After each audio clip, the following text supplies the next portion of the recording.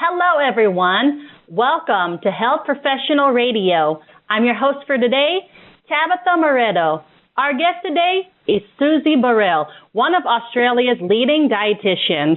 She is known for her practical, easy-to-understand approach to diet, nutrition, and well-being. Today, we're going to talk about World Salt Awareness Week 2018, and also what can we do to limit our salt intake and eat more healthy. This is her second appearance on the show. Without further ado, welcome back to the show, Susie. It's very nice to have you here. Thank you so much for having me. My pleasure. So, Susie, please tell the audience more about yourself and the nature of your work. Sure. So I'm a dietitian by trade, and I studied nutrition and psychology almost 20 years ago. Initially, I spent time working at the Children's Hospital and spent time specifically working in the area of childhood obesity, and in particular adjusting diets based on macronutrient profile to get weight loss results. And that led to an interest in insulin resistance and polycystic ovarian syndrome, I should say. And simultaneously, I had always written and worked in the media, and so following on from that, I now work on the television show Sunrise. I have a column online on news.com.au, and I still see clients in private practice primarily for weight loss. So, yeah, it's led me to here, which is a general interest in weight control and health and commentating on that in the media. Sounds like a very interesting background. Now, tell us more about World Salt Awareness Week. Why is this event very special? Well, it's a big deal, particularly in Australia, because basically we eat far too much salt. You know, it's estimated that Australians on average are having about 8 grams of salt per day, or over 3,000 milligrams of sodium, which is far more than the recommended upper daily limit of 5 grams, or about 2,000 milligrams. So it's really about raising Australians' awareness of where salt can be slipping into their diets and simple practical ways to reduce our salt intake every day, because we know there's benefits for heart health and longevity long term. Wow, this sounds like a very interesting event. And that's true. Not just Australians, many people around the world eat too much salt nowadays.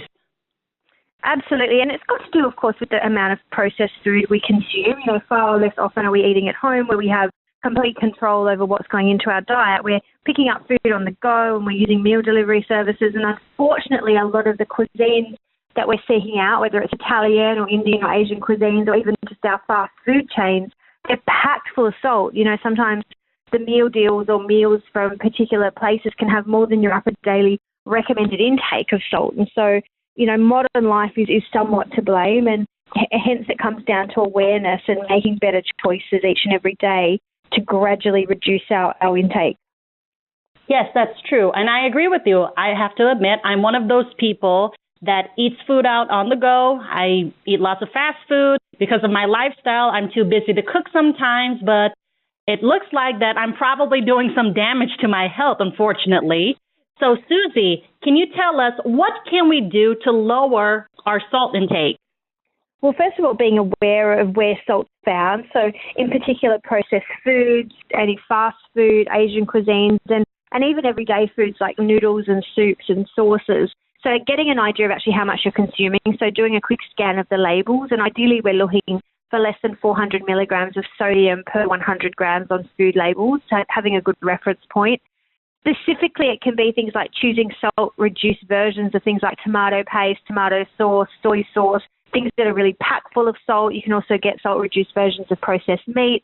And in foods like bread and even our wraps, to be aware that some of those products can contain 2 or 3 times the amount of salt or sodium than others do. And so if you're looking at brands, for example, the Helga's wrap brand in particular has reasonably low levels of salt for a wrap. So, you know, with day-to-day foods that we're consuming regularly, making sure we're choosing lower salt versions of those makes a big difference to our overall intake. Yes, and I agree with you on that. So how can we lower our salt intake with healthier but still tasty alternatives? Because, you know, especially children nowadays, they eat too much sweet and salt, and they complain that healthy food doesn't taste good. So how can you encourage people, especially children, to eat healthier? Well, the first thing is to make healthy food appealing without the use of high salt foods. So try not to add salt to any of the main products. And each and every day choosing lower salt varieties of staples like our wraps or our processed meat. And being aware that whenever you've had a lot of fast food, it's really about limiting those choices, because if kids get used to having them multiple times a week, they're going to seek more of those foods as opposed to having it as a special occasion once every couple of weeks. And so then they don't get used to having it as often. And we know from research in terms of brain function that the more of these stimulus, whether it's salt or sugar or fat, the brain has, the more that it wants. We become desensitized to it. So the goal is to keep it minimum in the first place and don't have it too often. So particular Asian cuisine, fast food meal deals, the less of those we can have in the diet, the better. I absolutely agree with you. I can relate to that because as a mother myself, I have a little girl who's always looking for a Happy Meal from McDonald's, so I have to try my best in order for her to eat more healthy. Absolutely, and treats are treats. It's not an everyday thing. It's not an even once a week thing. It's about really limiting. And ultimately, it's about food manufacturers also making lower sodium varieties so that when we do, feel like a burger or fries, naturally it's got less in it than it once did because they're gradually reducing the overall amount in their foods as well. Yes, that's a good thing to know that food manufacturers are understanding about this particular issue. The more they can do, they've got a huge amount of control over the food supply. So they're the big picture people we want to get to be promoting lower salt varieties of key products. But for us, daily, it's about not adding salt with the salt shaker at home, seasoning with other alternatives like herbs and spices, things like chili sauce that don't have the actual sodium in it. And then it's about looking for lower salt varieties of our favourite things, whether it's soy sauce or stocks, soups, things that we're consuming more regularly, looking always for the lower sodium varieties of those products. Fantastic. Now, Susie, if you don't mind, can I ask you a personal question? Sure, no problem. Why are you so passionate about this particular topic? Why are you so passionate about getting people to eat healthy? Well, I think the food is the platform to our health and well-being. If you're not eating well on a daily basis, how can you be expected to perform, feel and look at your best? And what I find is that people are often not feeling their best or they're carrying a few kilos and they're looking for outside reasons that might be, and they're looking for answers and different options to improve how they're feeling when really they just need to focus on their diet and getting a strong diet platform. And the average person, I don't think, has that. They're in a rush. They're eating from day to day. There's not a lot of planning. They're not getting their baseline key nutrients. They're not getting enough fresh food. They don't even know how to put together quick and easy meals, and they're reverting more and more to processed foods and foods that aren't giving them their nutrition to be at their best.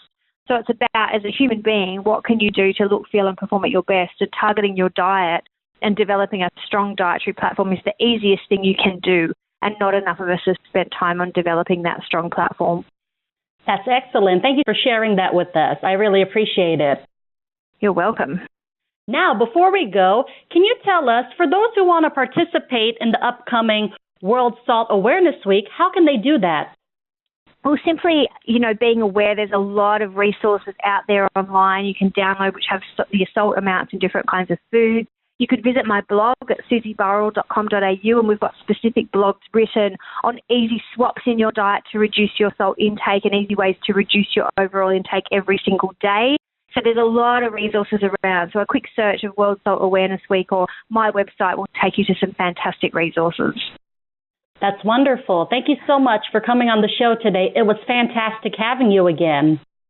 Thank you so much. Anytime. And that was Susie Burrell. We've just been talking about World Salt Awareness Week and how we can eat healthier by limiting our salt intake. If you like this interview, transcripts and archives are available at www.hpr.fm. We're on all social media platforms, so don't forget to follow, like, and subscribe. Show us some love by subscribing to our HPR YouTube channel. We're also available for download on SoundCloud and iTunes. I'm Tabetha Moreto, and you're listening to Health Professional Radio.